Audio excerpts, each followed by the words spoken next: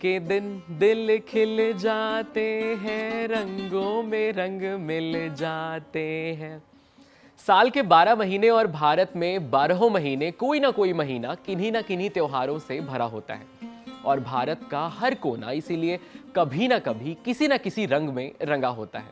लेकिन पूरे देश को एक रंग में सराबोर करता है सबसे अलग और सबसे अनोखा और सबसे खास पर्व, वो है होली, जिसे भारत के हर कोने में मनाया जाता है। इसका अपने आप में एक विशेष महत्व है और उसका सभी पर्वों में अपना एक अलग स्थान है। आइए आज आपको बताते हैं कि होली का पर्व क्यों सबसे ज्यादा खास है और सबसे महत्वपूर्ण बात कि देश भर में कहां होली विशेष तौर पर अलग अलग रूप से मनाई जाती है और इसका क्या महत्व है।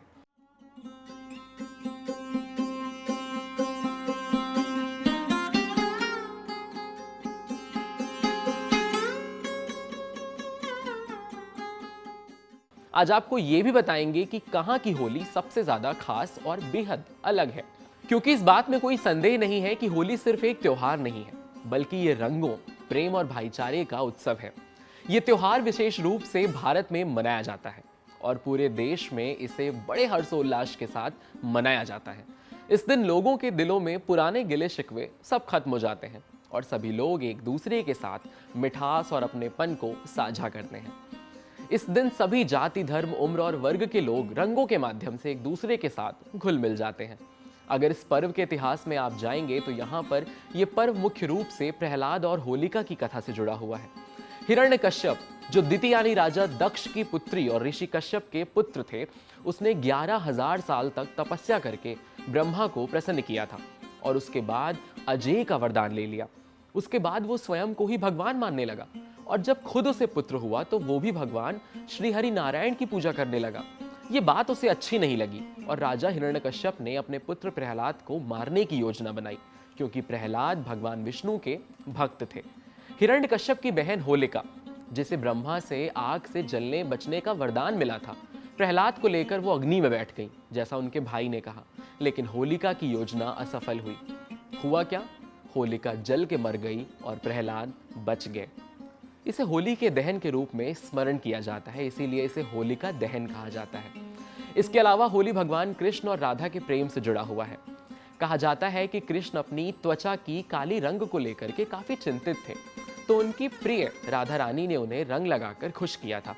तभी से लोग प्रेम, मस्ती और रंगों के माध्यम से होली मनाते हैं।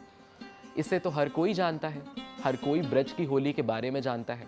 ब्रज की होली जो विश्व प्रसिद्ध है, यहाँ देश विदेश के लाखों भक्त होली का उत्सव मनाने के लिए ब्रज पहुंचते हैं।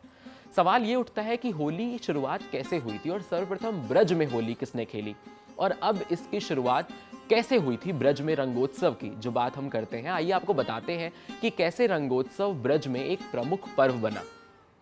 कहा जाता है कि यहाँ पर यह पर्व बसंत पंचमी पर ही शुरू हो जाता है और यहीं से होली का आगाज हो जाता है और ब्रज में लगभग 45 से 50 दिन होली का उत्सव अलग अलग तरीके से खेला, मनाया और भव्य उत्सव मनाया जाता है। कोई होली में रंग की वर्षा करता है, कोई अबीर गुलाल उड़ाता है। ब्रज में तो होली लोग सतरंगी रूप से मनाते हैं और ये नजर भी आता है। आप जिधर नजर डालेंगे आपको उधर होली के रंग में सराबोर हुए भक्त नजर आएंगे। होली ब्रज के लिए एक अहम त्योहार है और इस त्योहार में हर ब्रजवासी अपने आप को उत्साहित कर ऊर्जा देता है। पौराणिक कथाओं के मुताबिक ब्रज में सबसे पहले होली भगवान कृष्ण और राधा ने खेली थी। कहा जाता है कि श्री कृष्ण ने अपने ही ग्वालों के साथ होली खेलने की शुरुआत की थी। ब्रज में होली को अलग अलग तरीके से मनाया जाता है। इसको लेकर के बहुत सारी अलग अलग किंवदंतियां हैं। यहाँ लड्डू की होली होती है, फूलों की होली होती है, लठमार होली खेली जाती है, रंग अबीर की होली होती है। मतलब ब्रज में होली का जो रंग है, होली का जो पर्व है, होली का जो त्योहार है, वो कई दिन, कई तरीके से और कई रूप में शुरू हो जाता है।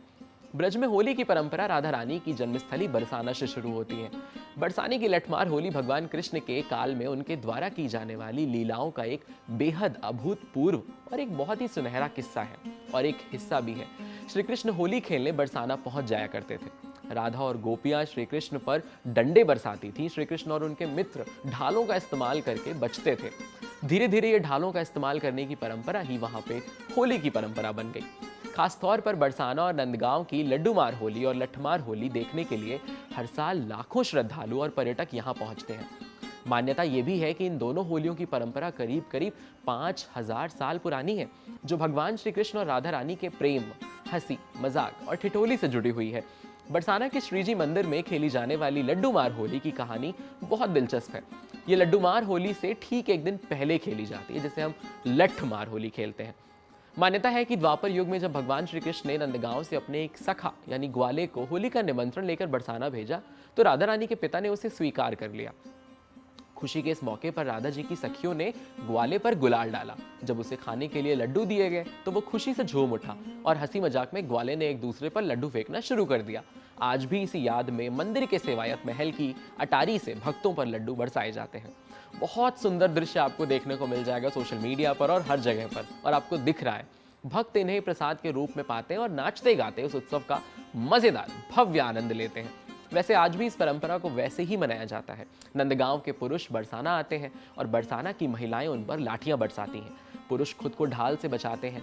खास बात यह है कि इतनी लाठियां बरसने के बाद भी किसी के मन में कोई कड़वाहट नहीं होती है, बल्कि चारों ओर राधे राधे की गूंज सुनाई देती है।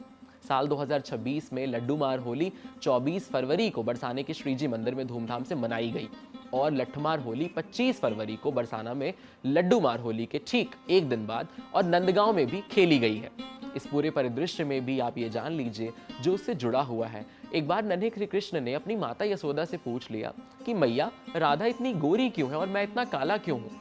कृष्ण की मासूमियत पर माँ यशोदा हंस पड़ी और बोली, जाओ ये रंग लो और राधा के चेहरे पर लगाओ, ये भी तुम्हारी तरह रंगी हो जाएगा। और इस तरह का होली का त्योहार अस्तित्व में आया। होली राधा और कृष्ण के प्रेम का दिव्य पर्व है, जिसे विश्व भर में हिंदू और लगभग लोग, आज विश्व भर के हर व्यक्ति, हर कोई बड़े धूमधाम से, उत्साह से मनाते हैं। ये उत्साह है जिसमें हम सब खुलकर मस्ती करते हैं और अपने आसपास के सभी लोगों को उन्हीं रंगों में रंग लेते हैं, जैसे कृष्ण और राधा ने एक दूसरे को रंगा था।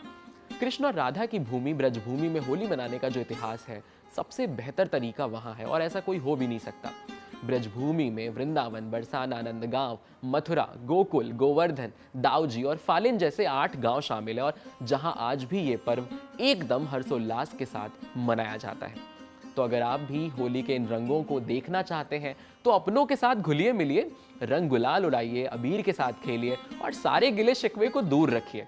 और कृष्ण और राधा की तरह प्रेम और हर्षोल्लास के साथ आप भी अपने स्नेहीजनों के साथ होली मनाइए। होली की बहुत ढेर सारी शुभकामनाएं। ऐसी अमेजिंग एक्सप्लेनर्स देखने के लिए आप कड़क के YouTube चैनल को सब्सक्राइब करिए, फॉलो करिए हम Instagram पर और देखते रहिए कड़क। आपके साथ मैं हूं वात्सल्य और कैमरे के पीछे मेरा साथ दे रहे थे दीपक दुबे।